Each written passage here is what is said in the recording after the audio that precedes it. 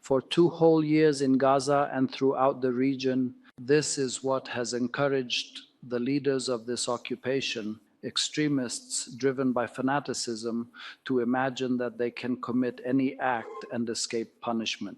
Remaining silent in the face of crime is itself a crime, and in fact, it paves the way for further crimes. The attack carried out by Israel against the state of Qatar, the blatant Israeli aggression against the sovereignty of the state of Qatar, an active member of the OIC and the League of Arab States, also threatens security and stability. This regional violation of all conventions and international resolutions poses a grave and significant challenge to our collective will and our shared institutions. In the face of this situation, we are called upon to unify our positions and strengthen our solidarity in order to confront this aggression. Isolations, and to strongly urge all member states to actively, constructively, and meaningfully engage with the international community and work towards adopting decisive and effective measures against the State of Israel.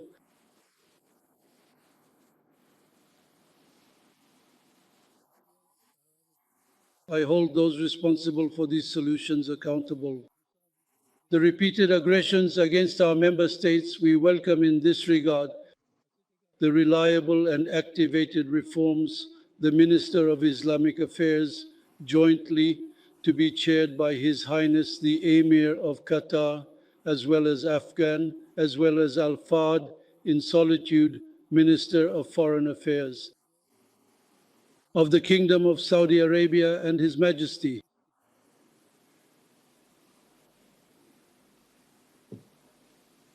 and therefore to comply with the international rights of the Charter, the resolution, and to put an end to impunity, we reaffirm the solidarity, the demands, and the efforts of our states in order to confront violations, and the sovereignty of the people of Qatar for its crimes and genocides. Colonization as a historical process and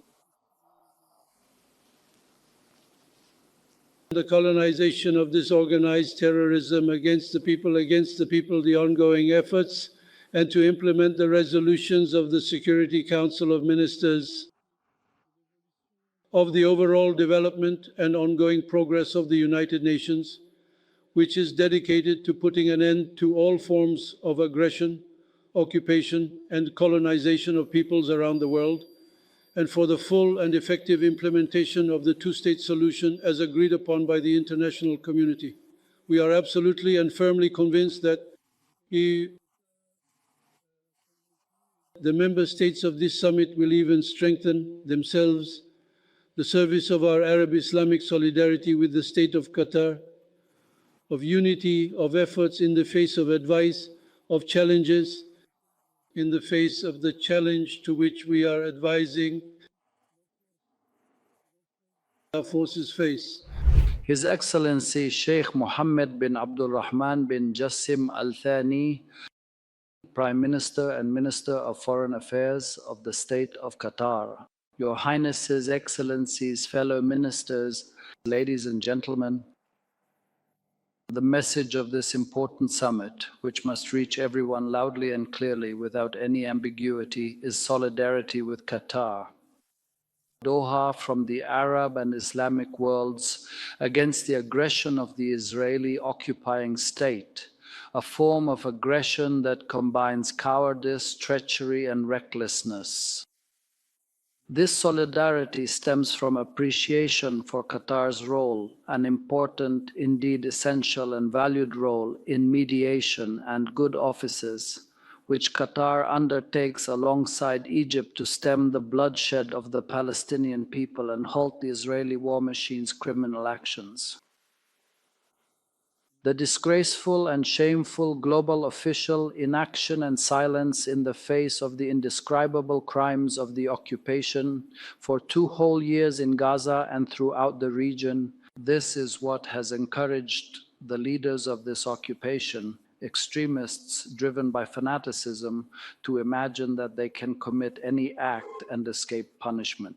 Remaining silent in the face of crime is itself a crime, and in fact, it paves the way for further crimes.